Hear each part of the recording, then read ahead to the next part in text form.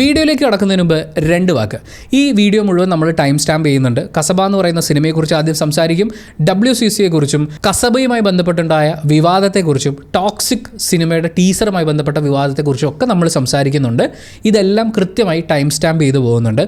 നിങ്ങൾക്ക് ഇതിലേത് ഭാഗമാണോ കേൾക്കണമെന്ന് തോന്നുന്നത് തീർച്ചയായും ആ ഭാഗം കേട്ട് നോക്കാവുന്നതാണ്. മുഴുവനായിട്ട് കേൾക്കുകയാണെങ്കിൽ എന്തൊക്കെ പോയിൻറ്റ്സ് ആണ് ഉൾക്കൊള്ളാൻ ശ്രമിച്ചിട്ടുള്ളതെന്നുള്ളത് നിങ്ങൾക്ക് കൃത്യമായിട്ട് മനസ്സിലാവും. അങ്ങനെ മുഴുവനായി വീഡിയോ കണ്ടതിന് ശേഷം കമൻറ്റ് ചെയ്യുകയാണെങ്കിൽ നമ്മൾ തമ്മിലുള്ള കമ്മ്യൂണിക്കേഷൻ വളരെ എളുപ്പമാവും. ചില ആൾക്കാർക്ക് വീഡിയോ കാണാൻ പോലും ശേഷി ഉണ്ടാവില്ല. അവർ വന്ന് വളരെ മോശമായ രീതിയിലായിരിക്കും റിയാക്ട് ചെയ്യുക. അങ്ങനെ വളരെ മോശം ഭാഷയിൽ കമൻറ്റ് ചെയ്യാൻ വരുന്ന ആളുകളെ ആദ്യം റിമൂവ് ചെയ്യും, എന്നിട്ട് പോയില്ലെങ്കിൽ ചാനലിൽ നിന്ന് ഹൈഡ് ചെയ്യും. ഈ വീഡിയോ കണ്ടതിന് ശേഷം ന്യായമായി നിങ്ങൾക്കുണ്ടാകുന്ന വിമർശനങ്ങൾ ഉണ്ടാവണം. അങ്ങനെ ഉണ്ടെങ്കിൽ അത് തീർച്ചയായും കമൻറ്റ് ബോക്സിൽ രേഖപ്പെടുത്തുക. സാധിക്കുന്ന കമൻറ്റുകൾക്ക് റെസ്പോണ്ട് ചെയ്യുന്നതായിരിക്കും. പാർവതിയും ഗീതു മോഹൻദാസും റിമ കല്ലെങ്കിലും ഒക്കെ ചേർന്ന് മലയാളികൾക്ക് ചെയ്ത ഒരു ദ്രോഹം എന്താണെന്ന് ചോദിച്ചാൽ, ഒരുപക്ഷെ റോസ്റ്റ് ചെയ്യപ്പെടാൻ പോലും ഒരു സാധ്യത ഇല്ലാതിരുന്ന ഒരു സിനിമയെ ഇത്രയും കാലവും ചർച്ചയാക്കി നിലനിർത്തി എന്നുള്ളതാണെന്നേ ഞാൻ പറയുള്ളൂ. നമുക്ക് സംസാരിക്കാനുള്ളത് കസബ എന്ന സിനിമയെക്കുറിച്ചാണ്. കസബ മലയാള സിനിമയിലെ ഏറ്റവും പ്രധാനപ്പെട്ട സിനിമകളിൽ ഒന്നായി മാറുന്നത്. സാധാരണഗതിയിൽ നമ്മുടെ നാട്ടിൽ നായകന്മാരുടെ ഇൻട്രൊഡക്ഷൻ വരുമ്പോൾ ആദ്യം അവരുടെ അംഗബലത്തിനെക്കുറിച്ച്, അവരുടെ ആരോഗ്യബലത്തിനെക്കുറിച്ചൊക്കെ പറയുന്നത് ചിലപ്പോൾ നമ്മൾ കേൾക്കും. എന്നോട് നേരിട്ട് നിന്ന് പോരടിക്കാൻ നിനക്ക് പറ്റില്ല, മടങ്ങിപ്പോ മക്കളെ എന്നൊക്കെ പറയുന്നത് ഈ അംഗബലത്തിൻ്റെ ഒരു പവറിലാണ്. പിന്നെ സംഘബലം പറയാറുണ്ട്. ഇന്ദുചൂടൻ എന്നൊരു വ്യക്തിയല്ല, നീ കാണ് എന്ന് പറയുന്നത് ഈ സംഘബലമാണ്. പക്ഷേ സംഘബലവും അംഗബലവും അല്ലാതെ ലിംഗബലം വെച്ചുകൊണ്ട് ഒരു നായകനെ ഇൻട്രൊഡ്യൂസ് ചെയ്ത മലയാളത്തിലെ ആദ്യത്തെ സിനിമ ഒരുപക്ഷെ കസബയായിരിക്കും. കാരണം കസബയുടെ മൊത്തത്തിലുള്ളൊരു പോക്ക് അങ്ങനെയാണ്. നിതിൻ രഞ്ജിപ്പണിക്കർ ഈ സിനിമയ്ക്ക് തിരക്കഥ എഴുതിയിരിക്കുന്നത് വളരെ എളുപ്പത്തിലാണ്. വേറെ ഒന്നും ചെയ്യേണ്ടി വന്നിട്ടുണ്ടാവില്ല. അച്ഛൻ എഴുതി കൂട്ടിയതും അല്ലാതെയും മലയാളത്തിൽ വന്നിട്ടുള്ള പോലീസ് സിനിമകളെല്ലാം ഒരുമിച്ചിരുന്ന് കണ്ട് അതിൽ കോമൺ ആയിട്ടുള്ള കാര്യങ്ങളെല്ലാം കോപ്പി അടിച്ച് വെച്ചിട്ടുണ്ട്. ഈ മൊരട്ട് സ്വഭാവമുള്ള പോലീസ് ഉദ്യോഗസ്ഥന്മാരുടെ സിനിമകൾ നമ്മൾ എടുത്തു നോക്കുകയാണെങ്കിൽ ഈ അടുത്ത കാലത്തൊക്കെ മാറ്റം വന്നിട്ടുണ്ട്. പക്ഷേ കമ്മീഷണറിൽ അതൊരു ജസ്റ്റ് ഒരു എക്സാമ്പിൾ മാത്രമായിട്ട് എടുത്തു വെക്കുകയാണെങ്കിൽ ആദ്യം ഒരു ക്രൈം കാണിക്കുന്നു. ആ ക്രൈമിൽ കൈക്കൂലി വാങ്ങുകയോ ജനങ്ങൾക്ക് ഉപദ്രവം ഉണ്ടാകുകയോ ചെയ്യുന്ന ഒരു പോലീസുകാരൻ തന്നെ ഉണ്ടാകുന്നു. ആ പോലീസുകാരനെ പച്ചയ്ക്ക് ചീത്ത വിളിക്കുകയോ തല്ലുകയോ ചെയ്യുന്ന നായകൻ. അതിൻ്റെ പേരിൽ അയാളെ മുതിർന്ന പോലീസ് ഉദ്യോഗസ്ഥൻ, മിക്കവാറും IG DIG റേഞ്ചിലുള്ള ആരെങ്കിലുമൊക്കെ ആയിരിക്കും, അവർ വിളിച്ച് ചീത്ത പറയുന്നു. ചീത്ത പറയുമ്പോൾ നമ്മൾ വിചാരിക്കും ഇവരും ഇയാൾക്കെതിരാണെന്നുള്ളത്. പക്ഷേ ചീത്ത പറഞ്ഞതിന് ശേഷം ഒരു മകനോടുള്ള വാത്സല്യമൊക്കെ കാണിച്ചുകൊണ്ട് എടാ നിനക്ക് നന്നായിക്കൂടാ എന്നൊക്കെ പറഞ്ഞ് ആശ്വസിപ്പിക്കുന്നു. അതിനുശേഷം അയാൾ വീണ്ടും തൻ്റെ തക്കിടതരിയുടെ പരിപാടികളായിട്ട് നടക്കുമ്പോൾ കുറച്ച് ഇമോഷൻ ചേർത്തിട്ടുള്ള എന്തെങ്കിലും ഒരു കേസ് ഉണ്ടാവുന്നു. ആ കേസ് ഈ മുതിർന്ന പോലീസ് ഉദ്യോഗസ്ഥൻ ഇയാളെ തന്നെ ഏൽപ്പിക്കുന്നു. ഇയാൾ അന്വേഷിക്കുന്നു, കണ്ടുപിടിക്കുന്നു, ശുഭം. രൗദ്രം സിനിമയിൽ നമ്മൾ കാണുന്നത് ട്രാഫിക്കിൽ ഈ പാവപ്പെട്ട ആളുകളുടെയൊക്കെ പോക്കറ്റ് അടിക്കുന്ന പോലെ പൈസ പിടിച്ച് പറിക്കുന്ന ഷമ്മി തിലകൻ്റെ ക്യാരക്ടറിനെയാണ്. ആ ഒരു അനീതി ഇങ്ങനെ പീക്കിലേക്ക് അടിച്ച് നിൽക്കുമ്പോൾ മമ്മൂക്കയുടെ ക്യാരക്ടർ വരുന്നു, അവിടെ നിന്ന് ബഹളം വെക്കുന്നു. അത് കഴിഞ്ഞ് ഷമ്മി തിലകനെ എടുത്തിട്ടിരിക്കുന്നു. അത് കഴിഞ്ഞ് രാജംബി ദേവ് വിളിച്ച് ചീത്ത പറയുന്നു. ചീത്ത പറഞ്ഞതിന് ശേഷം എൻ്റെ മോള് നിനക്ക് വേണ്ടി കൊണ്ടുവന്നതാടാ, നീ അങ്ങ് വാങ്ങ് കുട്ട എന്നൊക്കെ പറഞ്ഞ് ആശ്വസിപ്പിക്കുന്ന ആ റേഞ്ചിലാണ്. ഏതാണ്ട് ഇവിടെയും അങ്ങനെ തന്നെയാണ്. പക്ഷേ ഇവിടെ ട്രാഫിക്കിൽ നിന്ന് പിരിവ് നടത്തുന്നതിന് പകരം നൈറ്റ് റോന്തിനിറങ്ങിയ പോലീസുകാർ ലൈംഗിക തൊഴിലാളികളായ ഒരു പറ്റം സ്ത്രീകൾ അവരൊരു വണ്ടിയിലിരിക്കുകയാണ്. അക്കൂട്ടത്തിൽ ഒരാളെ അവർക്ക് സ്ഥിരം പരിചയമുള്ളതാണ്, അവരിൽ നിന്ന് കൈക്കൂലി വാങ്ങുന്നു. അതിനുശേഷം ആ സ്ത്രീയോട് തൻ്റെ ഒപ്പം വരാൻ പോലീസ് ഉദ്യോഗസ്ഥൻ ആവശ്യപ്പെടുന്നു. അപ്പോൾ ആ പെർട്ടിക്കുലർ ലൈംഗിക തൊഴിലാളിയുടെ പ്രത്യേകത എന്താണെന്ന് വെച്ച് കഴിഞ്ഞാൽ അവരുടെ കൂടെ അവരെക്കാൾ എക്സ്പീരിയൻസ് കുറവുള്ള വേറെ പെൺകുട്ടികളുണ്ടെന്നുള്ളത് നമുക്ക് മനസ്സിലാക്കാവുന്നേ ഉള്ളൂ. വേറെ വണ്ടി വരുമ്പോൾ ആ വണ്ടിയിൽ കയറാൻ പോകുന്ന സമയത്ത് സൂക്ഷിച്ചൊക്കെ പോണേ, ലൈവ് ലൊക്കേഷൻ ഷെയർ ചെയ്യണേ എന്നൊക്കെ പറയുന്ന കെയറിങ് നിറഞ്ഞിട്ടുള്ള ഉപദേശങ്ങൾ കൊടുക്കുന്നതൊക്കെ നമ്മൾ കാണുന്നുണ്ട്. അവരെ കൊണ്ടുവന്നിരിക്കുന്ന ഡ്രൈവറെ കാണിക്കുമ്പോഴും ഇവർ പറയുന്നതൊക്കെ കേട്ട് മനസ്സിലാക്കി അണ്ടർസ്റ്റാൻഡ് ചെയ്ത് കൂടെ നിൽക്കുന്നത് പോലെയാണ് അവതരിപ്പിക്കുന്നത്. ഇത് എന്തുകൊണ്ട് ഇമ്പോർട്ടൻ്റ് ആവുന്നു എന്ന് ചോദിച്ചു കഴിഞ്ഞാൽ സിനിമയുടെ സെക്കൻഡ് ഹാഫിലേക്ക് വരുമ്പോൾ അല്ലെങ്കിൽ ഇതിലെ വില്ലൻ പരിപാടിയിലേക്ക് വരുമ്പോൾ ഇത് തന്നെയാണ് കാണുന്നത്. ഈ സിനിമയുടെ തുടക്കത്തിൽ നമ്മൾ എന്ത് കണ്ടോ അത് അതുപോലെ തന്നെ ഇതിൻ്റെ ബാക്കി ഭാഗത്ത് നമുക്ക് കാണാൻ പറ്റുന്നു എന്നുള്ളതാണ്. എന്തായാലും ഈ വിളിച്ചുകൊണ്ട് പോയ പോലീസുകാരൻ ഇർഷാദ് അലിയുടെ ക്യാരക്ടറാണ്. പുള്ളി തൻ്റെ കാര്യം കഴിഞ്ഞ ശേഷം കൊടുക്കാനുള്ള പൈസയുടെ ഒരു 500 രൂപയും കൂടി പിടിച്ചിട്ടാണ് ഇവർക്ക് കൊടുക്കുന്നത്. മുഴുവൻ പൈസ എടുക്കുക സാറേ എന്നൊക്കെ പറയുമ്പോൾ നിനക്ക് നമ്മളൊന്നും പിടിക്കില്ലല്ലോ, പിന്നെ എങ്ങനെ ഉണ്ടായിരുന്നു എന്ന് പറയുന്ന വഷളം ചോദ്യങ്ങളൊക്കെ അയാൾ ചോദിക്കുന്നുണ്ട്. അപ്പോഴാണ് ഈ നായക കഥാപാത്രം നമ്മുടെ മമ്മൂക്ക അവതരിപ്പിക്കുന്ന സക്കറിയ, നമുക്ക് അദ്ദേഹത്തെ ചുരുക്കി സാക്ക് എന്ന് വിളിക്കാം. അപ്പോൾ സാക്കിൻ്റെ കാര്യം ചോദിക്കുമ്പോൾ ഞാൻ അയാളുടെ കൂടെ പോകുന്നത് പൈസയ്ക്കൊന്നും വേണ്ടിയല്ല, പിന്നെ എന്താടി നിനക്ക് അവൻ്റെ ഇന്ന് കിട്ടുന്നത് എന്ന് ചോദിക്കുമ്പോൾ ഉറപ്പ് എന്നാണ് ഇവർ മറുപടി പറയുന്നത്. അപ്പം തന്നെ ഒരടി കൊടുക്കുന്നു, ബഹളം വെക്കുന്നു. അങ്ങനെ അവരവിടെ ബോധം കെട്ട് വീഴുന്ന സമയത്ത് ഈ പോലീസുകാർ അവിടെ നിന്ന് തിരിച്ചു പോരുകയാണ്. അപ്പോൾ ഇർഷാദ് അലിയുടെ കൂടെ ഉണ്ടായിരുന്ന പോലീസുകാരൻ അവർക്ക് കൊടുത്തിരുന്ന പൈസ അതുകൂടി അവിടെ നിന്ന് എടുത്തുകൊണ്ടാണ് പോരുന്നത്. ഇത് ചോദിക്കാൻ വേണ്ടിയാണ് നമ്മുടെ നായകൻ വരുന്നത്. മമ്മൂക്കയുടെ ആ ഒരു നടപ്പൊക്കെ കാണുമ്പോൾ സിനിമയിൽ അദ്ദേഹത്തിൻ്റെ ഇൻട്രൊഡക്ഷനും പിന്നീട് അങ്ങോട്ട് ഈ ഉറപ്പാണ് ഇതിൻ്റെ അകത്തെ പ്രധാനപ്പെട്ട ഫാക്ടറായിട്ട് പലയിടങ്ങളിലും പല ഡയലോഗുകളിലും മുഴച്ചു നിൽക്കുന്നത്. അത് മാറ്റി നിർത്തിയാൽ പിന്നെ എല്ലാവരുടെയും ചോദ്യങ്ങൾ ഇങ്ങനെയാണ്: കൊടുക്കുമോ, തരുമോ, വാങ്ങുമോ? അതാണ് ഈ മൊത്തം സിനിമയുടെ ഒരു ലൈൻ എന്ന് പറയുന്നത്. എന്നോട് ക്ഷമിക്കണം, എനിക്ക് ഇങ്ങനെ പറയരുതെന്ന് ആഗ്രഹമുണ്ട്, പക്ഷേ സിനിമയുടെ സ്റ്റാൻഡേർഡിൽ നിന്നുകൊണ്ടല്ലേ നമുക്ക് സംസാരിക്കാൻ പറ്റൂ. സൺ നെക്സ്റ്റിൽ സിനിമ അവൈലബിൾ ആണ്. നിങ്ങളിപ്പോൾ കയറി നോക്കിക്കഴിഞ്ഞാൽ ഫുൾ കട്ടായി പോയിട്ടുണ്ട്. ഈ വിവാദമായിട്ടുള്ള ആ പരാമർശം അടക്കമുള്ള സീനുകളൊക്കെ കട്ട് ചെയ്ത് കളയുകയും ഒരുപാട് ഇടങ്ങളിൽ ടീക്ക് ടീക്ക് ടീക്ക് ടീക്ക് എന്ന് നിങ്ങൾ ബീപ്പ് ഇട്ടിട്ടൊക്കെ ആയിരിക്കും കേൾക്കുക. അങ്ങനെ കുണുങ്ങി നടക്കുന്ന നമ്മുടെ മമ്മൂക്ക അവതരിപ്പിക്കുന്ന സാക്ക്, അദ്ദേഹം ഐജിയെ കാണാൻ വേണ്ടി അദ്ദേഹത്തിൻ്റെ ഓഫീസിൽ ഈ പോലീസുകാരനെ പോലീസ് സ്റ്റേഷനിൽ കയറി ചെന്ന് ഇടിച്ചതിൻ്റെ ഭാഗമായിട്ട് ഒരു ശിക്ഷ കിട്ടണമല്ലോ. അങ്ങനെ ഐജി ആയിട്ടുള്ള സിദ്ദിഖിനെ കാണാൻ വേണ്ടിയിട്ട് വെയിറ്റ് ചെയ്യുകയാണ്. ആ സമയത്ത് അങ്ങോട്ടേക്ക് 2 ലേഡി പോലീസ് ഓഫീസേഴ്സ് വരുന്നു. അതിലൊരാൾ പുറത്തുനിന്നാണ്, ഹിന്ദി സംസാരിക്കുന്ന ഒരു സ്ത്രീയായിട്ടാണ്. കൂടെ നിൽക്കുന്ന ആൾ ഹിന്ദി പറയുന്നത് നമ്മൾ കേൾക്കുന്നുണ്ട്. നീ ചോദിച്ചില്ലേ ഇവിടുത്തെ ഏറ്റവും കോക്കി ആയിട്ടുള്ള ഓഫീസർ ആരാണെന്ന്? അത് ഇയാളാണ്. ഇസ്കി ചീസ് ബഡി കമാൽ കി ഹേ എന്ന് പറയുന്നുണ്ട്. ഈ ചീസ് എന്ന് പറഞ്ഞു കഴിഞ്ഞാൽ അതിന് സാധനം, തിങ് എന്നൊക്കെയാണ് അർത്ഥമുള്ളത്. നമുക്കും ഊഹിക്കാവുന്നേ ഉള്ളൂ. അങ്ങനെ ഹിന്ദി അറിയാത്ത നിഷ്കളങ്കരെ ഞാൻ വഴിതെറ്റിക്കാൻ ഉദ്ദേശിക്കുന്നില്ല. അപ്പോൾ ഇസ്കി ചീസ് ബഡി കമാൽ കി ഹേ എന്ന് പറയുന്നുണ്ട്. അതിനുശേഷം ഈ പോലീസ് ഉദ്യോഗസ്ഥർ ചെയ്യുന്നത് എന്താണെന്ന് വെച്ച് കഴിഞ്ഞാൽ അവരുടെ ഒരു ബട്ടൺസ് തുറന്നിട്ടിട്ട് ഇവിടുത്തെ ഏറ്റവും കോക്കി ആയിട്ടുള്ള ഈ പോലീസ് ഓഫീസറെ ഇവനെ എനിക്കൊന്ന് ടെസ്റ്റ് ചെയ്യണം എന്നുള്ളൊരു ആറ്റിറ്റ്യൂഡിലാണ് വരുന്നത്. വന്നിട്ടൊരു ഷെയ്ക്ക് ഹാൻഡ് കൊടുക്കുന്നുണ്ട്. ഷെയ്ക്ക് ഹാൻഡ് കൊടുക്കുന്ന മമ്മൂക്ക കൈ വലിക്കാൻ നോക്കുന്ന സമയത്ത് ആ കയ്യിൽ മുറുക്കെ പിടിക്കുന്നുണ്ട്. ആ പോലീസ് ഉദ്യോഗസ്ഥ ഷെയ്ക്ക് ഹാൻഡ് പിൻവലിച്ചതിന് ശേഷം പറയുന്നത് ഇവിടെ സിഗരറ്റ് വലിക്കാൻ പാടില്ല എന്നുള്ളതാണ്. ഇവിടെ വലിക്കാൻ പാടില്ലേ എന്നുള്ളൊരു അർത്ഥത്തിൽ പുച്ഛഭാവത്തിൽ ഒരു പുകയും കൂടി വിട്ടതിന് ശേഷം മമ്മൂക്ക സംസാരിച്ച് തുടങ്ങുന്ന സമയത്താണ് ഐജിയുടെ അസിസ്റ്റ് ചെയ്ത് നിൽക്കുന്ന പോലീസുകാരൻ വന്ന് പറയുന്നത് സാറിനെ അങ്ങോട്ട് വിളിക്കുന്നുണ്ട് എന്നുള്ളത്. ആ സമയത്ത് താൻ വലിച്ചുകൊണ്ടിരുന്ന സിഗരറ്റ് ഭിത്തിയിൽ കുത്തിക്കെടുത്തിയ ശേഷം ഈ പോലീസുകാരുടെ കയ്യിൽ വെച്ച് കൊടുത്തിട്ട് ഇത് വെച്ചോ എന്നാണ് പറയുന്നത്. അപ്പോൾ അവർ എഫ് ചേർത്തിട്ട്, ഇത് കംപ്ലീറ്റ് അഡൽസൊള്ളി വീഡിയോ ആയി പോകുമല്ലോ, എഫ് ചേർത്ത് യു എന്ന് പറയുന്നുണ്ട്. നോക്കാം എന്നാണ് സാക്ക് മറുപടി കൊടുക്കുന്നത്. അതിനുശേഷം വാട്ട് എന്ന് പറയുമ്പോഴാണ് അവരുടെ അടുത്തേക്ക് ചെന്ന് sorry for not saluting you എന്ന് പറഞ്ഞ് അവരുടെ ബെൽറ്റിന് കുത്തിപ്പിടിച്ച് തൻ്റെ അടുത്തേക്ക് ചേർത്ത് നിർത്തിയിട്ട് and I will make it up to you, നിന്റെ കാര്യം ഞാൻ ശരിയാക്കി തരാം, and I will bet you will not walk around for a week, നീ ഒരാഴ്ചത്തേക്ക് പിന്നെ എണീറ്റ് നടക്കില്ല എന്നുള്ള കാര്യം ഞാൻ ബെറ്റ് വെക്കാം എന്ന് പറയുന്നുണ്ട്. നമ്മൾ ആദ്യം പറഞ്ഞ ഇസ്കി ചീസ് ബഡി കമാൽ കി ഹേ, ഇയാളുടെ ഉറപ്പാണ് മെയിൻ എന്ന് പറഞ്ഞ അതേ കാര്യം തന്നെയാണ് ഇവിടെയും പറയുന്നത്. ഒരാഴ്ച നീ എണീറ്റ് നടക്കില്ല എന്ന് ഉറപ്പിക്കുന്ന അവസ്ഥയിലേക്ക് ഞാൻ കൊണ്ടെത്തിക്കും എന്ന് പറയുന്ന ആ ഒരു പറച്ചിൽ. അതിനുശേഷം സിദ്ദിഖിനെ ചെന്ന് കാണുന്നു. IG ആണല്ലോ. അപ്പം അദ്ദേഹത്തിൻ്റെ അടുത്ത് സംസാരിക്കുന്നതിന് മുമ്പ് അദ്ദേഹത്തിൻ്റെ മകനെ കാണുന്നുണ്ട്. അവൻ്റെ കല്യാണം ഉറപ്പിച്ചിരിക്കുകയാണ്. അപ്പോൾ ആ മകനോടും അവൻ കെട്ടാൻ പോകുന്ന കുട്ടിയോടും സാക്ക് പെരുമാറുന്നത് വളരെ മാന്യമായിട്ടാണ്. അത് നോട്ട് ചെയ്യണം. വളരെ മാന്യമായിട്ടാണ് അവിടെ പെരുമാറുന്നത്. അല്ലാതെ ഞാനിങ്ങനെയാണ്, എൻ്റെ സ്വഭാവം ഇങ്ങനെയാണ് എന്ന് പറയുന്ന സാധനമൊന്നും അവിടെ ഇറക്കുന്നില്ല. അതിനുശേഷം IG ചെന്ന് കാണുന്നു. ഈ കേസുമായിട്ട് പോലീസ് സ്റ്റേഷനിൽ ചെന്നാൽ പോരെ എന്നൊക്കെ ചോദിക്കുമ്പോൾ ഈ സ്ത്രീകൾക്കെതിരെയുള്ള പരാക്രമങ്ങളെക്കുറിച്ചുള്ള പരാതി സ്റ്റേഷനിൽ വന്നിട്ട് എന്താണ് കാര്യം, നമ്മുടെ പോലീസുകാരൊക്കെ ഉഴപ്പല്ലേ എന്ന് പറയുന്ന സാമൂഹ്യ പ്രതിബദ്ധതയുള്ള സാക്കിനെ നമ്മൾ കാണുന്നുണ്ട്. എന്നിട്ട് ഇയാൾ സ്ത്രീകളുമായിട്ട് ബന്ധപ്പെട്ട കാര്യങ്ങൾ ഉണ്ടാകുമ്പോൾ അത് ഡീൽ ചെയ്യുന്നത് എങ്ങനെയാണെന്നുള്ളത് പിന്നീട് നമ്മൾ സിനിമയിൽ കാണുന്നുണ്ടല്ലോ. നല്ലൊരു ചിന്ത തന്നെ അത്. ഈ സമയത്ത് കാളിപുരം എന്ന് പറയുന്ന കേരള കർണാടക ബോർഡർ സ്റ്റേറ്റ് കാണിക്കുന്നുണ്ട്. അവിടെ ഒരു നമ്പ്യാർ ഗുണ്ടയുണ്ട്. സാധാരണ MN നമ്പ്യാരാണല്ലോ വില്ലൻ. ഇദ്ദേഹത്തിന് പേരിടാൻ വളരെയധികം ബുദ്ധിമുട്ടിയിട്ടുണ്ടാകും. ഇവിടെ നമ്മളൊരു വില്ലൻ നമ്പ്യാരെയാണ് കാണുന്നത്.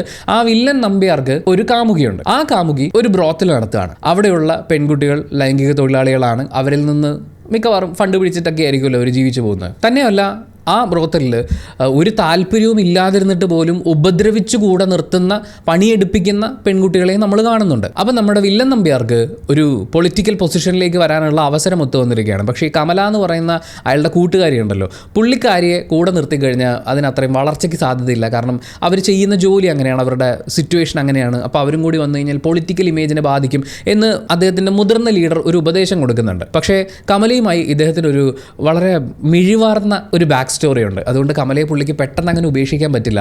ആ കഥ പറച്ചിൽ അതിലേക്ക് വരാം.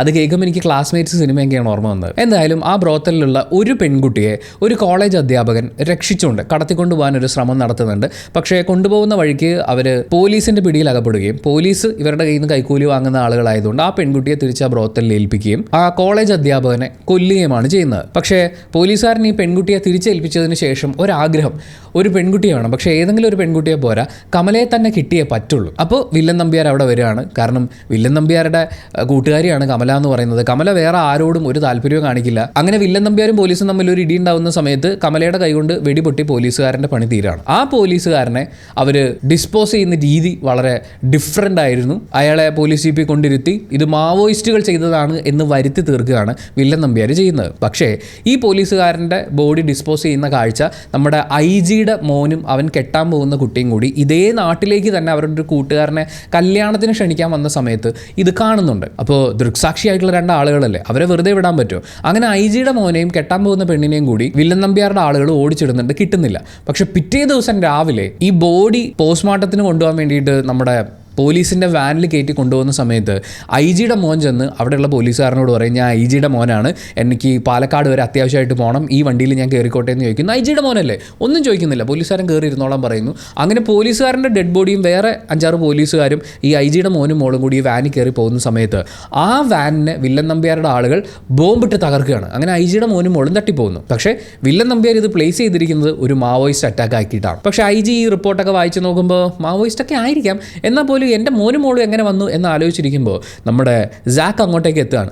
സർ, ഇത് ഞാൻ തന്നെ പോയി അന്വേഷിക്കാം, ഞാൻ അന്വേഷിച്ച് എനിക്ക് കറക്റ്റായിട്ട് കണ്ടുപിടിക്കാൻ പറ്റും എന്ന് പറഞ്ഞ് ഇദ്ദേഹം കാളിപുരത്തേക്ക് ഒരു പണിഷ്മെൻറ്റ് ട്രാൻസ്ഫർ എന്നുള്ള രീതിയിൽ എഴുതി വാങ്ങി കാളിപുരത്ത് എത്തുന്നു. അവിടെ എത്തി ഇദ്ദേഹം ഈ അന്വേഷണമൊക്കെ നടത്തിക്കൊണ്ടിരിക്കുന്ന സമയത്ത് അവിടെ ജഗദീഷിൻ്റെ ക്യാരക്ടറാണ് ഇദ്ദേഹത്തെ അസിസ്റ്റ് ചെയ്യാനുള്ളത്. അയാൾ കുറച്ച് പ്രായമായിട്ടുള്ള പോലീസുകാരൻ എന്നുള്ള രീതിയിലാണ് അവതരിപ്പിക്കുന്നത്. ജഗദീഷിൻ്റെ ഭാര്യ കഥാപാത്രത്തെ അവതരിപ്പിക്കുന്നത് നമ്മൾ മലയാള സിനിമയുടെ ഏതോ കാലം മുതലേ ആരംഭിച്ച് പിന്നെ ഇടയ്ക്ക് എവിടെയോ നിന്ന് പോയിട്ടുള്ള ഒരു പെർട്ടിക്കുലർ സ്ത്രീ കഥാപാത്രമുണ്ട്. പ്രായമായിട്ടുള്ള ഒരാൾ വിവാഹം കഴിച്ചിരിക്കുന്ന, അയാളേക്കാൾ പ്രായം കുറഞ്ഞിട്ടുള്ള, എന്നാൽ ഈ സിനിമയിലെ മെയിൽ ഗേസിനെ സപ്പോർട്ട് ചെയ്യാൻ വേണ്ടിയിട്ട് അവതരിപ്പിക്കുന്നു എന്നുള്ള രീതിയിലാണ്. എനിക്കും ഇങ്ങനെയുള്ള വാക്കുകൾ ഉപയോഗിക്കണമെന്ന് താല്പര്യമില്ല. ഈ ബാക്കിയുള്ള പുരുഷന്മാർ എന്നിൽ അട്രാക്റ്റഡ് ആവണമെന്നൊക്കെ ആഗ്രഹിക്കുന്നത് പോലത്തെ അങ്ങനത്തെ ഒരു ക്യാരക്ടറായിട്ടായിരിക്കും പോർട്രേ ചെയ്യുന്നുണ്ടാവുക. ആ ക്യാരക്ടറിനെ ജഗദീഷ് ഇങ്ങനെ പരിചയപ്പെടുത്തുമ്പോൾ ഇതെൻ്റെ ഭാര്യയാണെന്ന് പറയുമ്പോൾ കഷ്ടം എന്നാണ് മമ്മൂക്കയുടെ സാക്ക് എന്ന് പറയുന്ന കഥാപാത്രം പറയുന്നത്. എന്തുകൊണ്ടായിരിക്കും കഷ്ടം എന്ന് പറഞ്ഞ് എനിക്ക് മനസ്സിലായിട്ടില്ല. എന്തായാലും ജഗദീഷിൻ്റെ ഭാര്യയെക്കുറിച്ച് അദ്ദേഹത്തിൻ്റെ മേലുദ്യോഗസ്ഥൻ ഈ വൃത്തികേടൊക്കെ പറയുന്നതുകൊണ്ട് ജഗദീഷും വിട്ടുകൊടുക്കുന്നില്ല. പിന്നീട് കോളേജ് ചെന്ന് കോളേജ് പിള്ളേരെ അറസ്റ്റ് ചെയ്യുന്ന സമയത്ത് എന്നാൽ നിൻ്റെ മേത്ത് കൈവക്കാടി എന്ന് പറയുന്ന ഡയലോഗാണ് പറയുന്നത്. ഈ സിനിമയിലെ എല്ലാ പുരുഷന്മാർക്കും ഇതുപോലെ സ്ത്രീകളോട് ഒന്നെങ്കിൽ ഡബിൾ മീനിങ്ങിൽ കോമഡി പറയണം, അതല്ലെങ്കിൽ അവരുടെ മേത്ത് കൈവെക്കണം. ഇതാണ് ഈ സിനിമയിലെ മെയിൻ പരിപാടി എന്ന് പറയുന്നത്. ആകെ അതിനെന്തെങ്കിലും ഒരു ഡിഫറൻസ് കൊടുക്കുന്നത് 1-2 കഥാപാത്രങ്ങളാണ്. അതിൽ തന്നെ മമ്മൂക്കയെ മാറ്റി നിർത്തി കഴിഞ്ഞാൽ ബാക്കി എല്ലാവരും തട്ടിപ്പോകും. എന്തായാലും സാക്കിനെ ഈ കമലയുടെ പ്ലേസിലേക്ക് വിളിച്ചു വരുത്തി നമ്മുടെ വില്ലൻ നമ്പ്യാർ ഒന്ന് സൽക്കരിക്കുന്നുണ്ട്. സൽക്കരിച്ച് കഴിയുമ്പോൾ വില്ലൻ നമ്പ്യാർ ആ ബ്രോത്തലിലുള്ള കുറച്ച് പെൺകുട്ടികൾ ഇങ്ങനെ നിരത്തി നിർത്തിയ ശേഷം ഏത് കുട്ടിയെ വേണമെങ്കിലും എടുത്തോളൂ, ഇതൊരു സന്തോഷത്തിൻ്റെ സൂചകമായിട്ട് കണ്ടാൽ മതി എന്നൊക്കെ പറയുന്ന സമയത്ത് സാക്ക് കുറച്ച് ഡയലോഗുകൾ അടിക്കുന്നുണ്ട്. നമ്പ്യാരെ, ഇന്ന് ഞാൻ ചിലപ്പോൾ ഉറങ്ങിപ്പോവും, അതൊരു ചീത്ത പേരാവും എന്നാണ് ആദ്യത്തെ ഡയലോഗ്. ഇങ്ങനെ ഒരു പരിപാടിയുടെ ഇടയിൽ ഉറങ്ങിപ്പോയി കഴിഞ്ഞാൽ അതെങ്ങനെ ചീത്ത? ഓഹോ, ഇത് ഉറപ്പാണല്ലോ ഫസ്റ്റ് പുള്ളിയുടെ മെയിൻ അട്രാക്ഷൻ എന്ന് പറയുന്നത്. അപ്പോൾ ഇവിടെ അത് തെളിയിക്കാൻ പറ്റിയില്ലെങ്കിൽ അതൊരു ചീത്തപ്പേരാവോ എന്നൊക്കെ പറയുന്ന പോലത്തെ ഒരു സാധനമാണ്. അതിനുശേഷം കറി വെക്കാനോ പൊരിക്കാനോ അല്ലാതെ മാംസം വില കൊടുത്ത് വാങ്ങാറില്ല എന്നാണ്. അതായത് ഓപ്പോസിറ്റ് നിൽക്കുന്ന സ്ത്രീയെ മാംസം എന്ന് തന്നെയാണ് ഇയാൾ അഡ്രസ്സ് ചെയ്യുന്നത്. പക്ഷേ അതേ സ്ത്രീയുടെ, ആ വരിയിൽ നിൽക്കുന്ന ഒരു സ്ത്രീയുടെ മേത്ത് കിടക്കുന്ന ഡ്രസ്സ് നമ്മുടെ അബുസലീമിൻ്റെ ക്യാരക്ടർ വലിച്ചളക്കുമ്പോഴേക്കും കരണക്കുറ്റി നോക്കി ഒരു ഒറ്റ അടി കൊടുക്കുന്നുണ്ട്. എന്നിട്ട് ആ ഡ്രസ്സ് അവൾക്ക് തിരിച്ചിട്ട് കൊടുക്കുന്നുണ്ട്. വിളിക്കുമ്പം മാംസം എന്നേ വിളിക്കുള്ളൂ, പക്ഷേ ഐ റെസ്പെക്റ്റ് വുമൺ എന്നുള്ളതാണ് സാക്കിൻ്റെ ഒരു പോളിസി. അത് കഴിഞ്ഞിട്ടാണ് പഞ്ച് ഡയലോഗ് പറഞ്ഞത്, പെണ്ണിനെ വില പറഞ്ഞു വാങ്ങാൻ അത്ര ചെറ്റയല്ല സക്കറിയ എന്നാണ്. ശരിയാണ്, പുള്ളി സിനിമയുടെ തുടക്കത്തിൽ ഒരു ലൈംഗിക തൊഴിലാളിയുമായി സ്ഥിരമായി ബന്ധപ്പെടാറുണ്ട്, പക്ഷേ പൈസ കൊടുക്കാറില്ല എന്നുള്ള കാര്യം അവർ തന്നെ പറഞ്ഞിട്ടുണ്ട്. അവർക്ക് പൈസയുടെ ആവശ്യമില്ലായിരുന്നു എന്നാണ് പറയുന്നത്.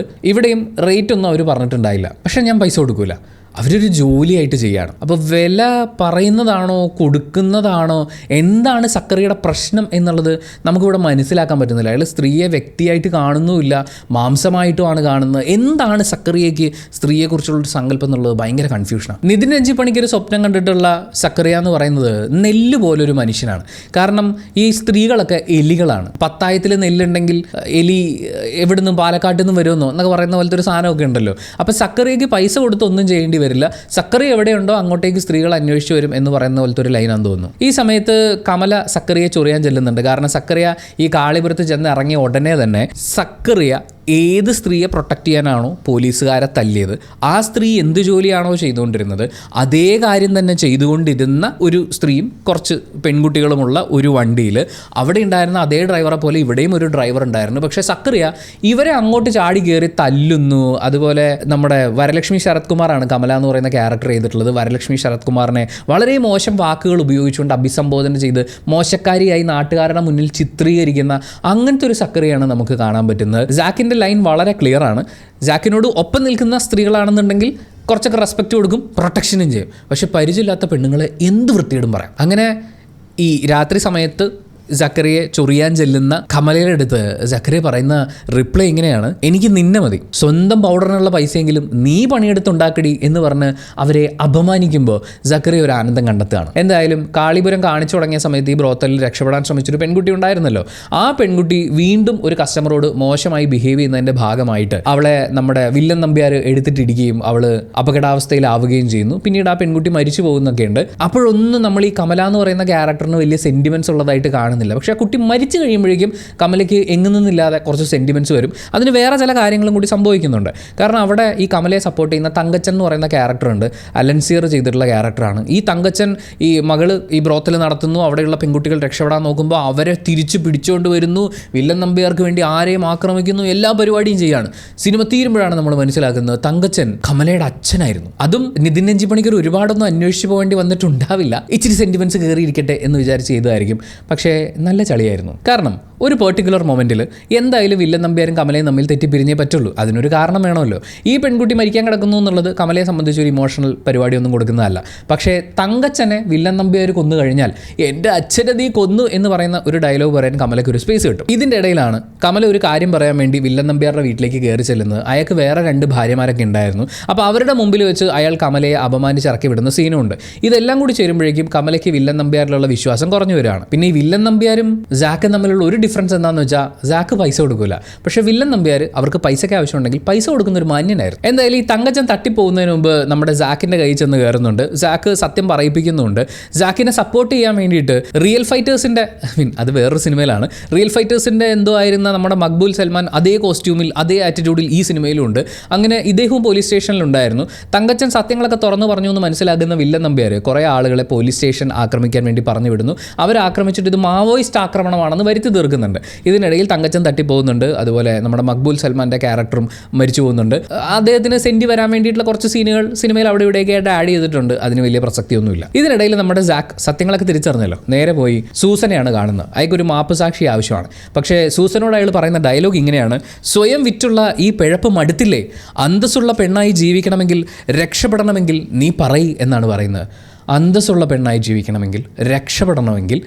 അല്ല സക്കറിയ, നിങ്ങൾ ആദ്യം ഒരു സ്ത്രീയെ ഒരു പോലീസുകാരനെ അപമാനിച്ചതിന് അയാളെ പോലീസ് സ്റ്റേഷനിൽ കയറി തല്ലി നിങ്ങളുടെ ഉറപ്പ് എന്താണെന്നുള്ളത് തെളിയിച്ചതാണല്ലോ. അവരോട് നിങ്ങൾക്കിത് പറയാൻ തോന്നിയിട്ടേ ഇല്ലേ? അതിന് മുൻപ് നിങ്ങൾ പരിചയപ്പെട്ടിട്ടുള്ള ഒരു സ്ത്രീയോട് നിങ്ങൾക്കത് പറയാൻ തോന്നിയിട്ടില്ലേ? ഈ പിഴപ്പ് മടുത്തില്ലേ? നല്ല പെണ്ണായി ജീവിക്കണ്ടേ? ഇതൊന്നും പിന്നെ ലൈംഗിക തൊഴിലാളികളൊക്കെ മോശം പെണ്ണുങ്ങളാണ് എന്ന് പറഞ്ഞു വെക്കുന്നത് അതൊരു പൊളിറ്റിക്കലി ഇൻകറക്റ്റ് ആയിട്ടുള്ള സ്റ്റേറ്റ്മെൻ്റ് ആണ്. സൂസൻ എന്ത് പറഞ്ഞു എന്നുള്ളത് നമ്മളെ ഇപ്പോൾ കാണിക്കില്ല. സൂസൻ ഉള്ള കാര്യങ്ങളെല്ലാം തുറന്ന് ഇയാളോട് പറയുന്നുണ്ട്. ഇതിനിടയിൽ കമല എന്ന് ജാക്കിനെ കാണുന്നുണ്ട്. ആ വില്ലൻ നമ്പ്യാരെ ഒന്ന് ഒതുക്കി തരികയാണെന്നുണ്ടെങ്കിൽ നിങ്ങൾക്ക് ആവശ്യമുള്ള എന്ത് ഞാൻ തരും, നിങ്ങൾക്ക് മടുക്കുന്നത് വരെ എന്നാണ് പറയുന്നത്. അപ്പം തന്നെ ജാക്ക് ഒരു വണ്ടി എടുത്ത് നമ്മുടെ വില്ലൻ നമ്പ്യാരെ ചേസ് ചെയ്യുന്നു. ഇടിച്ച് തോപ്പിച്ച് പരിപ്പിളക്കി. വില്ലൻ നമ്പ്യാർക്ക് മനസ്സിലായി ഇനി തല്ലി നിൽക്കാൻ പറ്റൂല എന്ന്. അപ്പോൾ വില്ലൻ നമ്പ്യാർ പറയും, എന്നെ തല്ലരുത്, നിനക്ക് എത്രയാണ് പൈസ വേണ്ടത് എന്നോട് ചോദിക്ക്, ഞാൻ തരാം. അങ്ങനെ അയാൾ കയ്യിലുണ്ടായിരുന്ന 10-35 ലക്ഷം രൂപയുടെ ബാഗ് എടുത്ത് ജാക്കിന് കൊടുക്കുന്നു. അപ്പോൾ ജാക്ക് പറയുന്നു, കമലയും കൂടി പറഞ്ഞിട്ടാണ് ഞാൻ നിന്നെ ഇടിച്ച് പരിപ്പിളക്കാൻ വന്നത്, കമലയുടെ കാര്യം ഞാൻ നോക്കിക്കോളാം എന്ന് വില്ലൻ നമ്പ്യാർ പറയുന്നുണ്ട്. ജാക്ക് വളരെ മാന്യമായി കിട്ടിയ കാശുമായിട്ട് അവിടുന്ന് പോകുന്നു. വില്ലൻ നമ്പ്യാർ നേരെ കമലയുടെ അടുത്ത് ചെല്ലുന്നു. അവിടെ തൊട്ടാണ് ഈ സിനിമ ക്ലാസ്മേറ്റ്സിലേക്ക് മാറുന്നത്. ക്ലാസ്മേറ്റ്സിൽ അവർ ഈ ലാബിൽ പെട്ട് കഴിയുമ്പോൾ പൃഥ്വിരാജും കാവ്യമാധവനും പറയുന്ന ഡയലോഗില്ലേ, മറ്റേ പൊടിമീശക്കാരനെ എനിക്ക് ഇഷ്ടമായിരുന്നു എന്നുള്ളത്. അങ്ങനെ ഇവർ തമ്മിൽ പറയുന്ന ഇവരുടെ പാസ്റ്റ് കഥ എന്താണെന്ന് വെച്ച് കഴിഞ്ഞാൽ നമ്മുടെ കമലയുടെ ചെറുപ്പകാലമാണ്. അറബി വില കൊടുത്ത് വാങ്ങിച്ച് അവളെ ശാരീരികമായി ദുരുപയോഗം ചെയ്യാൻ ശ്രമിക്കുന്ന സമയത്ത് അങ്ങോട്ടേക്ക് വരുന്ന വില്ലൻ നമ്പ്യാർ കമലയെ ആക്രമിക്കാൻ ശ്രമിക്കുന്ന ആളോട് കയ്യും കാലും പിടിച്ചു പറഞ്ഞു.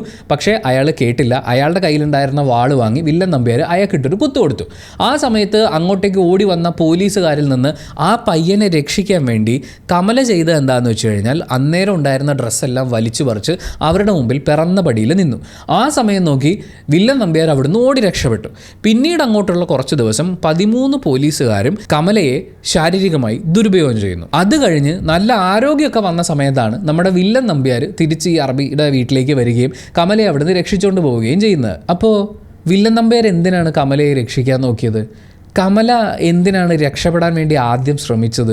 വില്ലൻ നമ്പ്യാർ എന്തിനാണ് ഓടിപ്പോയത്? ഇങ്ങനെയൊക്കെയുള്ള കുറേ ചോദ്യങ്ങൾ വരുന്നുണ്ട്. അങ്ങനെ സെൻസ്ലെസ് ആയ ഒരു കുട്ടിക്കാല കഥയൊക്കെ ഓർത്തെടുത്തുകൊണ്ട് ഇവർ രണ്ടുപേരും അങ്ങോട്ടും ഇങ്ങോട്ടും സംസാരിച്ച് വെടിവെച്ച് കൊല്ലാൻ നിൽക്കുന്ന സമയമാകുമ്പോഴേക്കും സാക്ക് അങ്ങോട്ടേക്ക് എത്തുകയാണ്. വില്ലൻ നമ്പ്യാരെ സാക്ക് ഒതുക്കുന്നു. കമല വില്ലൻ നമ്പ്യാരെ കൊല്ലുകയാണ്. വില്ലൻ നമ്പ്യാർ തട്ടിപ്പോയി എന്ന് മനസ്സിലാവുമ്പോൾ കമല ഓടിച്ചെന്ന് നമ്മുടെ സാക്കിൻ്റെ നെഞ്ചിൽ തലവെച്ച് കരയുന്നു. പിന്നീട് നമ്മൾ കാണുന്ന ഒരു ആദ്യരാത്രി പോലത്തെ ഒരു സെറ്റപ്പാണ്. അവിടെ നമ്മുടെ സാക്ക് കമലയുടെ വീട്ടിലേക്ക് ചെല്ലുന്നു. കമല അയാളെ തൻ്റെ റൂമിലേക്ക് സൽക്കരിച്ചുകൊണ്ട് പോകുന്നു. അയാളെ കൊല്ലാനാണ് കമലയ്ക്ക് ഒരു പ്ലാൻ ഉണ്ടായിരുന്നത്. കമല തോക്കൊക്കെ കൈയുടെ പുറകിൽ ഇങ്ങനെ പിടിച്ചിട്ടുണ്ടായിരുന്നു. പക്ഷേ നമ്മുടെ സാക്ക് അടുത്ത് ചെന്ന് ഒന്ന് കെട്ടിപ്പിടിച്ച് കഴിഞ്ഞപ്പോഴേക്കും കമലയുടെ കയ്യിൽ നിന്ന് തോക്ക് വഴുതിപ്പോയി. പക്ഷേ സാക്ക് അത്രക്ക് മോശക്കാരനല്ല. പഞ്ച് ഡയലോഗൊക്കെ പറഞ്ഞു കഴിയുമ്പോൾ ഹീറോ ആയിട്ട് മാറുമല്ലോ. അങ്ങനെ അയാൾ കമലയെ വിലങ്ങ് വെക്കുകയാണ്. എന്തിനാണ്? ഏറ്റവും ആദ്യം ഒരു പോലീസുകാരനെ തട്ടിക്കളഞ്ഞത് അത് കമലയാണ് വെടിവെച്ചിട്ടുള്ളത്. അപ്പോൾ ആ കേസിൽ കമല അകത്ത് പോകും. എന്തായാലും ആ ബ്രോത്തൽ പൂട്ടി ഇറങ്ങുന്ന സാക്കിനെയാണ് നമ്മൾ കാണുന്നത്. മറ്റു പെൺകുട്ടികളെല്ലാം നിർഭയുടെ ബസ്സിൽ കയറ്റിയിരുത്തി അവർക്ക് ഈ 10-35 ലക്ഷം രൂപയുടെ ബാഗും കൂടി കൊടുത്തുവിട്ട് സാക്ക് അവിടെ ഒരു നന്മ പ്രവൃത്തിയാണ് ചെയ്യുന്നത്. പക്ഷേ അവരെ എല്ലാം കയറ്റി വിട്ടപ്പോഴും സൂസനെ അയാൾ കയറ്റി വിട്ടിരുന്നില്ല. സൂസനെ വണ്ടിയിൽ കയറ്റി അയാൾ തിരിച്ച് നാട്ടിലേക്ക് പോകുമ്പോഴേക്കും സിനിമ ശുഭം. ഇവിടെ ഈ സക്കറിയ എന്ന് പറയുന്ന കഥാപാത്രത്തിനെ ആരും ഗ്ലോറിഫൈ ചെയ്തിട്ടില്ല. അയാൾ വില്ലൻ ക്യാരക്ടറായിട്ട് തന്നെയാണ് സിനിമയിലുള്ളത് എന്നൊക്കെ കുറേ പേര് ന്യായീകരിക്കുന്നത് കേട്ടു. ആക്ച്വലി സാക്ക് ഇതിനകത്ത് ഒരുപാട് വില്ലത്തരങ്ങൾ കാണിക്കുന്നുണ്ടെങ്കിലും അയാൾ നന്മയുള്ളവനാണ്, അയാൾ ഹീറോ ആണ് എന്ന് പറയുന്ന ഗ്ലോറിഫിക്കേഷൻ സിനിമയിലുണ്ട്. നിർഭയയ്ക്ക് വേണ്ടി പൈസ കൊടുക്കുന്നതും ആ പെൺകുട്ടികളെ രക്ഷിക്കാൻ ശ്രമിക്കുന്നതും. പക്ഷേ ഇയാൾക്ക് ഉപകാരപ്പെട്ടിരുന്ന ഒരു സ്ത്രീയും അവർ കൊണ്ടു നടന്നിരുന്ന പെൺകുട്ടികളെയും അയാൾ ഒരിക്കൽ പോലും രക്ഷിക്കാൻ ശ്രമിക്കുന്നില്ല. മൊത്തത്തിലൊരു ഡബിൾ സ്റ്റാൻഡേർഡ് പരിപാടികളൊക്കെയാണ് നമ്മൾ സക്കറിയുടെ ഭാഗത്തുനിന്ന് കാണുന്നത്. ഈ സിനിമയിലെ ഒരു പെർട്ടിക്കുലർ രംഗത്തെക്കുറിച്ച് എടുത്തു പറഞ്ഞു എന്നുള്ളതാണ് ഗീതു മോഹൻദാസിനെയും നിർമ്മ കല്ലിങ്കലിനെയും പാർവതി തിരുവോത്തിനെയും എല്ലാം ഇപ്പോഴും ആളുകൾ ആക്രമിക്കാൻ വേണ്ടിയിട്ട് കണ്ടെത്തുന്ന ഒരു കാരണം. നമുക്ക് ആദ്യം പാർവതി അന്ന് ആ പത്രസമ്മേളനത്തിൽ സെയ്റ്റ് എന്ന് പ്രശസ്തമായ പത്രസമ്മേളനത്തിൽ പറഞ്ഞത് എന്താണ് എന്നുള്ളത് ഒന്ന് കേട്ടു നോക്കാം.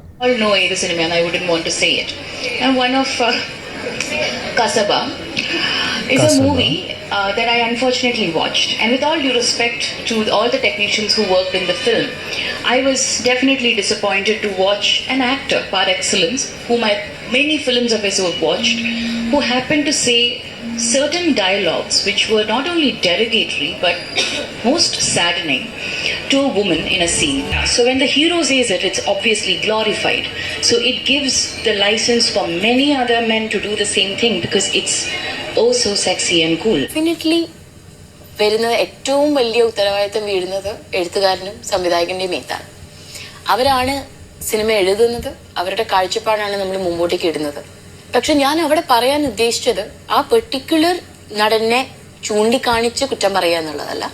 ഞാൻ ചെയ്തത് ഒരു സെൻസ് ഓഫ് പവറിലേക്ക് വരികയാണെങ്കിൽ effect on the audience create ചെയ്യുന്ന ഒരു പേഴ്സണാലിറ്റി ആയി മാറിക്കഴിഞ്ഞാൽ you also with quoting Spider-Man, you with great power comes great responsibility, is the fact that ഒരു ചെറിയ റിഫ്ലക്ഷൻ നമ്മൾ നടത്തണം.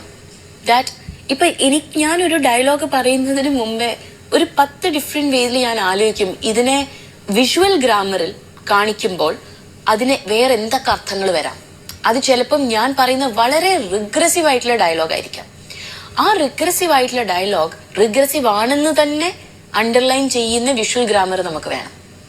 ബട്ട് റിഗ്രസീവ് ആയിട്ടുള്ള ഡയലോഗിനെ സൂപ്പറാണ്, ഇതാണ് ശരി എന്നുള്ള വിഷ്വൽ ഗ്രാമറിലേക്ക് വന്നാൽ നമ്മൾ അവിടെ കൊടുക്കുന്ന മെസ്സേജ് തെറ്റി. അടുത്തൊരു വീഡിയോ കൂടി ഒന്ന് കാണാം. ഞാൻ പറയുന്നത് ഇപ്പൊ കസബയില് ഈ കുത്തിന് പിടിക്കുന്നത് വില്ലനാണെങ്കിൽ ഒരു പ്രശ്നമില്ല, നമുക്ക് ഹീറോ ചെയ്യുമ്പോഴേ പ്രശ്നമുള്ളൂ. അല്ലാണ്ട് മമ്മൂക്ക ചെയ്യുമ്പോഴല്ല നമുക്ക് പ്രശ്നം. നമുക്ക് hero let's get. It's not about individuals, it's about this whole system. We're talking about this very powerful medium we have and its visual grammar. Let's not belittle it, yeah. Come on. ഇവർ രണ്ടുപേരും ഉപയോഗിച്ചിട്ടുള്ള 3 പ്രധാനപ്പെട്ട വാക്കുകൾ ആദ്യം നമ്മളൊന്ന് മനസ്സിലാക്കുന്നത് നല്ലതാണ്. അതിലൊന്ന് വിഷ്വൽ ഗ്രാമർ, 2 ഗ്ലോറിഫിക്കേഷൻ, 3 റെസ്പോൺസിബിലിറ്റി. ഈ 3 കാര്യങ്ങളെക്കുറിച്ച് തന്നെയാണ് നമുക്കും സംസാരിക്കാനുള്ളത്. ഒരു സംസാര ഭാഷയിൽ ഞാനിപ്പോൾ നിങ്ങളോടൊരു സെൻറ്റൻസ് പറയുന്നു, അതിൽ ഓരോ വാക്കും വന്ന് വീഴേണ്ട ഇടങ്ങളിൽ കൃത്യമായി വന്ന് വീണാലാണ് ഞാൻ എന്താണ് പറയുന്നതെന്ന് നിങ്ങൾക്ക് കൃത്യമായി മനസ്സിലാവുള്ളൂ. എൻ്റെ മനസ്സിൽ ചിലപ്പോൾ കുറേ ഉദ്ദേശങ്ങളൊക്കെ ഉണ്ടാവും, പക്ഷേ അത് പ്രോപ്പറായിട്ട് പ്ലേസ്ഡ് അല്ലെങ്കിൽ നിങ്ങളിലേക്ക് കമ്മ്യൂണിക്കേറ്റ് ആവുന്നത് ഡിഫറെൻ്റ് ആയിപ്പോവും. അതേപോലെ തന്നെ ഒരു സിനിമയിൽ ഒരു കഥാപാത്രം ഒരു ഡയലോഗ് പറയുന്നു, അയാൾ ഒരു വില്ലൻ ക്യാരക്ടർ ആയിരിക്കും. ആ വില്ലൻ ക്യാരക്ടർ ഒരു വില്ലത്തരം പറയുമ്പോൾ അത് കൃത്യമായി പ്ലേസ് ചെയ്യപ്പെട്ടിട്ടില്ലെങ്കിൽ ആ വില്ലത്തരം ഗ്ലോറിഫൈ ചെയ്യപ്പെടുന്ന ഒരു സാഹചര്യം ഉണ്ടാവും. ആ വില്ലൻ പറഞ്ഞത് ശരിയാണെന്ന് എല്ലാവരും വിചാരിക്കുന്ന ഒരു സാഹചര്യം. ചിലപ്പോൾ ഒരു നായക കഥാപാത്രമായിരിക്കും, അയാളുടെ ഒരു വില്ലൻ മൂഡിൽ നിൽക്കുമ്പോൾ പറയുന്ന ഒരു ഡയലോഗ് വിഷ്വൽ ഗ്രാമർ പ്രോപ്പർ അല്ലെങ്കിൽ കമ്മ്യൂണിക്കേറ്റ് ആവുന്നത് ഇയാൾ പറയുന്നത് നിങ്ങൾ എടുക്കൂ എന്നാണ്.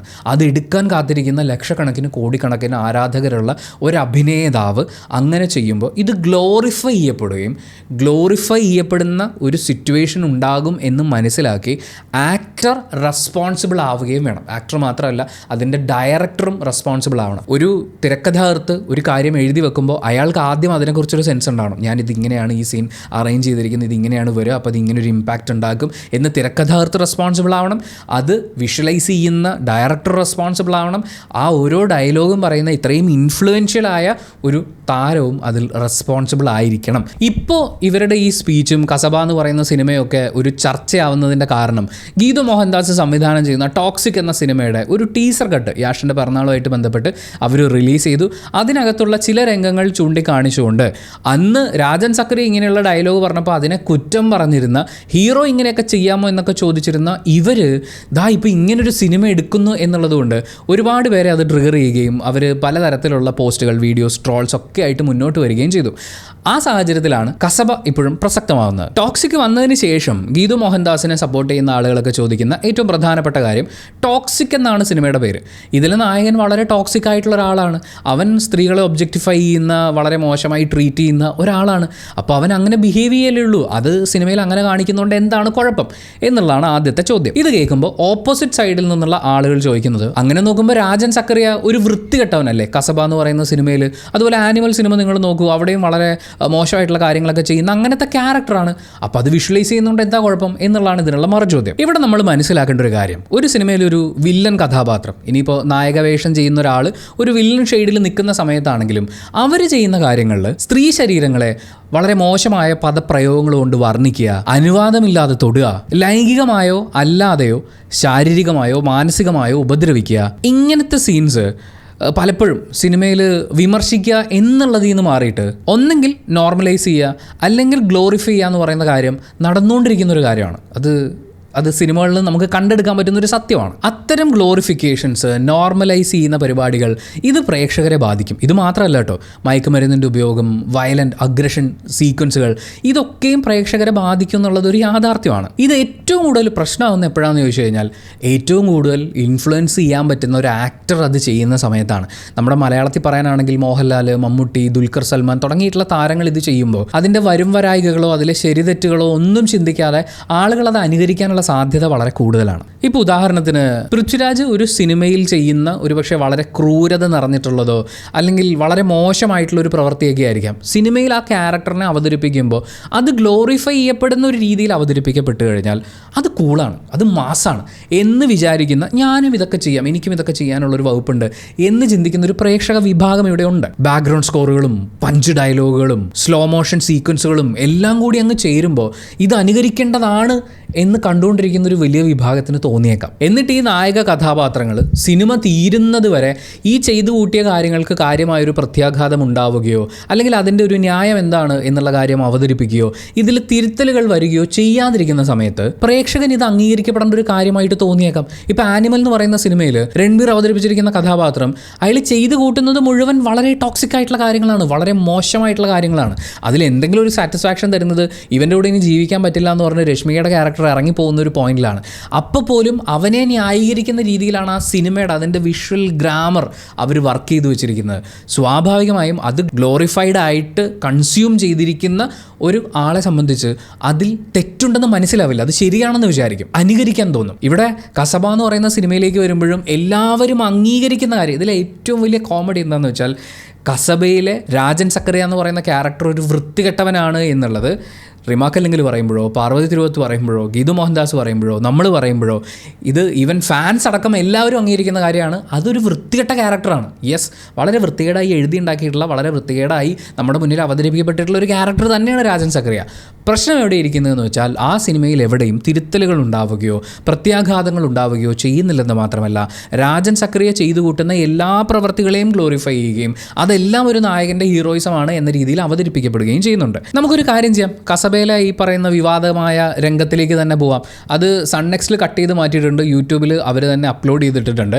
ആ ഒരു പെർട്ടിക്കുലർ സീനിൽ ഈ 2 പോലീസുകാരികൾ കൂടി മമ്മൂക്ക അവതരിപ്പിക്കുന്ന രാജൻ സക്കറിയ എന്ന് പറയുന്ന ക്യാരക്ടറിനെ ദൂരെ നിന്ന് നോക്കി കാണുന്നുണ്ട്. ഇവിടുത്തെ ഏറ്റവും കോക്കി ആയിട്ടുള്ള ഉദ്യോഗസ്ഥൻ ആരാണെന്ന് ചോദിച്ചില്ലേ, ഇസ്കി ചീസ് ബഡി കമാൽ കി ഹേ എന്നൊക്കെ പറയുന്ന ഡയലോഗ് അയാളെ ലൈംഗികമായി വർണ്ണിക്കുന്നത് പോലെ തന്നെയാണ്. അതിനകത്തെ ആ ഉൾ മീനിങ് അതാണ്. അപ്പോൾ മറ്റൊരു പുരുഷനെ നോക്കിയാണെങ്കിലും നമ്മൾ ലൈംഗികമായി അയാൾ അൺകംഫർട്ടബിൾ ആവുന്ന, അയാൾ നേരിട്ട് കേട്ടാൽ ഒരു പക്ഷേ അൺകംഫർട്ടബിൾ ആവുന്ന രീതിയിൽ സംസാരിക്കുന്നതിന് അതൊരു രസമുള്ള വർത്തമാനമാണ് എന്നുള്ള രീതിയിൽ അവതരിപ്പിക്കുന്ന അവിടെയും നമ്മൾ തെറ്റ് തന്നെയാണ് പറയുന്നത്. അതിനുശേഷം ആ പോലീസ് ഉദ്യോഗസ്ഥ രാജൻ സക്രിയോട് പോയി ഫ്ലേർട്ട് ചെയ്യാണ് ചെയ്യുന്നത്. അവരുടെ ഷർട്ടിൻ്റെ ആദ്യത്തെ ഒരു ബട്ടൺസ് തുറന്നിട്ട് അയാൾക്ക് ഷെയ്ക്ക് ഹാൻഡ് കൊടുത്തിട്ട് അയാൾ കൈ പിൻവലിക്കുമ്പോഴും കൈ പിൻവലിക്കാതെയൊക്കെ ഇരിക്കുന്നത് അവരുടെ ജോലി സമയത്ത് ജോലി സ്ഥലത്ത് സഹപ്രവർത്തകനോട് ഫ്ലേർട്ട് ചെയ്യുന്നതാണ്. പോലീസ് എന്ന് പറയുന്ന അത്രയും ഉത്തരവാദിത്വത്തോടുകൂടി ചെയ്തു കൂട്ടേണ്ട ഒരു ജോലി സ്ഥലത്ത് അത് ശരിയായിട്ടുള്ളൊരു കാര്യമല്ല. പക്ഷേ അതൊരിക്കലും അവരിങ്ങനെ പെരുമാറി എന്നുള്ളത് രാജൻ സക്കറിയയ്ക്ക് തിരിച്ച് അങ്ങനെ പെരുമാറാനുള്ള ഒരു ലൈസൻസ് കൊടുക്കലല്ല. ഒരു വൃത്തികേടിനെ ഏറ്റവും വലിയ വൃത്തികേട് കൊണ്ട് തിരിച്ചടിക്കുക എന്ന് പറയുന്നത് ആ സിനിമയിൽ ആ രംഗത്തിനെ കാണിച്ചിരിക്കുന്നത് ഇങ്ങോട്ടടിച്ചാൽ ഞാൻ തിരിച്ചു അടിക്കും, നമ്മളെ ചൊറിഞ്ഞാൽ നമ്മൾ കയറി മാന്തും എന്ന് പറയുന്നതിന് ഒരു സ്ത്രീ എന്നോട് കിന്നരിക്കാൻ വന്നാൽ ഞാൻ തിരിച്ചും ഇതിങ്ങനെ കാണിക്കും എന്ന് പറയുന്ന രീതിയിലാണ് ആ സിനിമയിൽ ആ സീനിൽ അത് അവതരിപ്പിച്ചിരിക്കുന്നത്. അത് ഒരാളുടെ പ്രൈവസിയിലേക്കുള്ള കടന്നുകയറലാണ്. ഓഫ് കോഴ്സ് പോലീസുകാരുടെ ഭാഗത്ത് നിന്ന് ഇങ്ങോട്ട് തെറ്റുകൾ ഉണ്ടായിട്ടുണ്ട്. പക്ഷേ രാജൻ സക്കറിയ അങ്ങോട്ട് ചെയ്യുന്നതും ഒരു പടി കൂടി കയറി നിന്നുള്ള ഒരു വൃത്തികേടാണ്. വൃത്തികേടുകൾ ഏത് സൈഡിൽ നിന്ന് ഏത് സൈഡിലേക്ക് പോയി കഴിഞ്ഞാലും നമ്മളതിനെ വൃത്തികേടെന്ന് പറയണ്ടേ.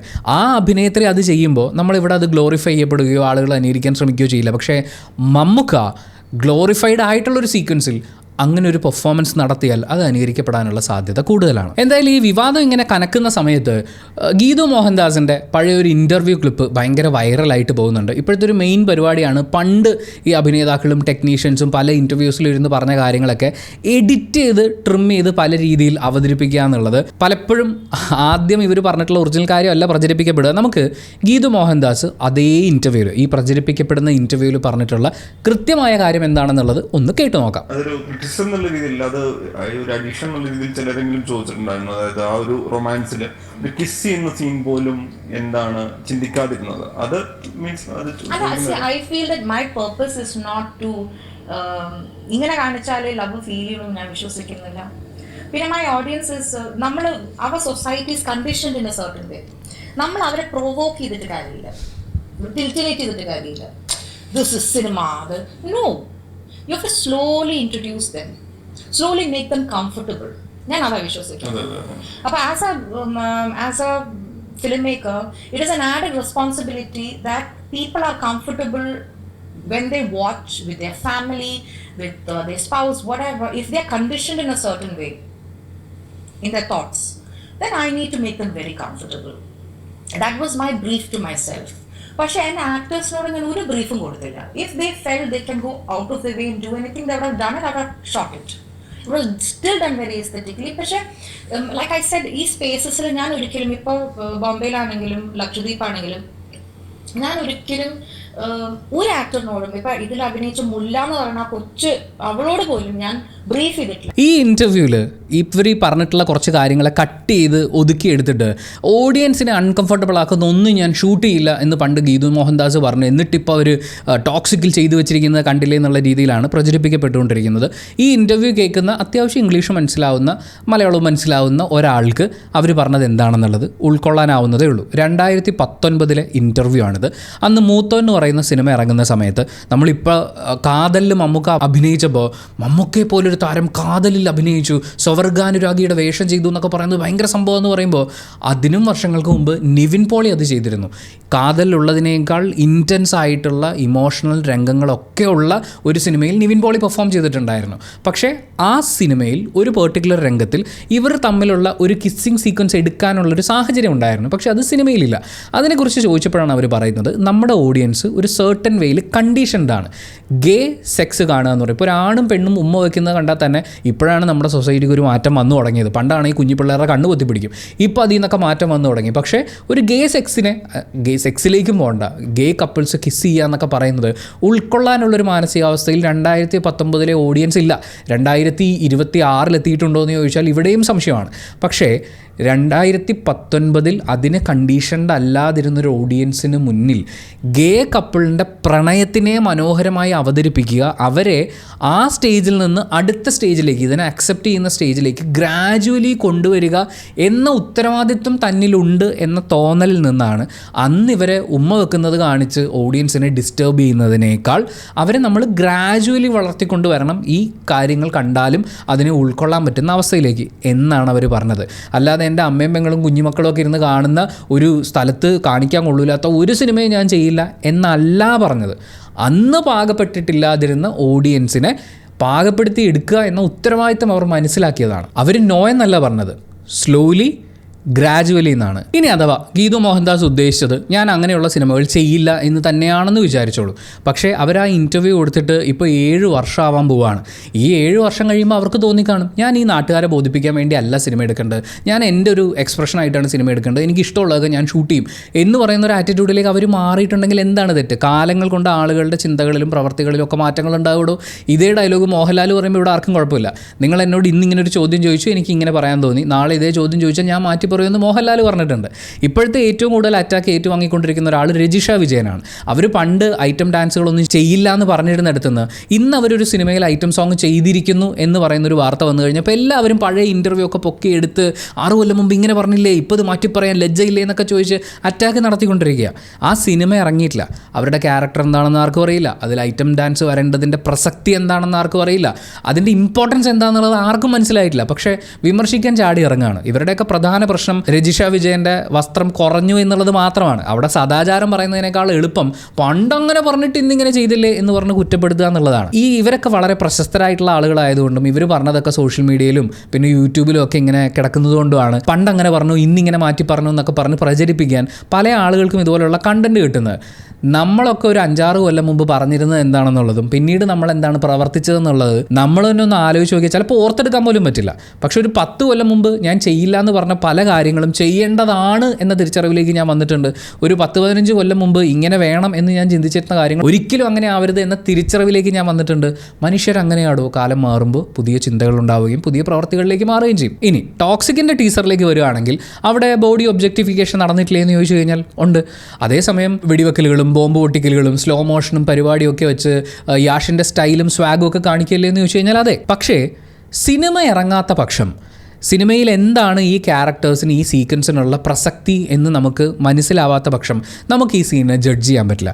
2 വ്യക്തികൾ തമ്മിൽ അവർ കൺസെൻറ്റോടുകൂടി നടത്തുന്ന ഒരു സെക്ഷൽ രംഗം എന്നുള്ള രീതിയിലാണ് നമ്മളിത് സിനിമയിൽ കാണുന്നത്. പക്ഷേ ആ സിനിമയുടെ ടോട്ടാലിറ്റിയിൽ ഈ സീൻ എങ്ങനെയാണ് കോൺട്രിബ്യൂട്ട് ചെയ്യുന്നത് എന്നുള്ളത് കൂടി മനസ്സിലാക്കി സിനിമയിൽ പിന്നീട് എന്താണ് സംഭവിക്കുക എന്നുള്ളതും ഈ ക്യാരക്ടറിൻ്റെ ഒരു ഫ്ലോ എന്താണ് ഇതൊക്കെ മനസ്സിലാക്കാതെ നമുക്കിതിനെ കാടടച്ച് വിമർശിക്കാൻ പറ്റില്ല. രാജൻ സക്കറിയയിലേക്ക് വരുമ്പോൾ അയാൾ ചെയ്തു കൂട്ടിയ എല്ലാ വൃത്തികേടുകളും അവസാനം വരെയും ഗ്ലോറിഫൈ ചെയ്തുകൊണ്ടിരിക്കുകയാണ്. അയാളൊരു നല്ല മനുഷ്യനാണ്, പിന്നെ കുറച്ച് കലിപ്പും കുറച്ച് അങ്ങനെയൊക്കെ ഉണ്ടെന്നേ ഉള്ളൂ, ആൾ നല്ല മനുഷ്യനായിട്ടോ എന്ന് പറയുന്ന രീതിയിൽ തന്നെയാണ് ആ സിനിമ അവസാനിക്കുന്നത്. ഇനി കുറച്ച് കാര്യമായിട്ടുള്ള ആശങ്കകളുണ്ട്. അതായത് ഈ വുമൺ പൊളിറ്റിക്സിനെ കുറിച്ച്, വുമൺ ഇൻ സിനിമ എന്ന് പറയുന്ന ഒരു കൺസെപ്റ്റിനെ കുറിച്ച് ഇത്രയൊക്കെ സംസാരിച്ചിട്ടുള്ള ഗീതു മോഹൻദാസിനെ പോലൊരു സംവിധായിക അവരെന്തുകൊണ്ടൊരു സ്ത്രീപക്ഷ സിനിമ എടുത്തില്ല, അല്ലെങ്കിൽ അത്തരത്തിലൊരു സിനിമ എടുക്കുന്നില്ല എന്നുള്ള ചോദ്യങ്ങളൊക്കെ ഉണ്ടാവാം. ലിംഗഭേദമന്യേ എല്ലാവർക്കും അവരവർ സ്വപ്നം കാണുന്ന സിനിമ ഉണ്ടാക്കാനുള്ള ഒരു സ്പേസ് ഇവിടെ ഉണ്ടാവുക എന്നുള്ളതാണ് ഏറ്റവും പ്രധാനം.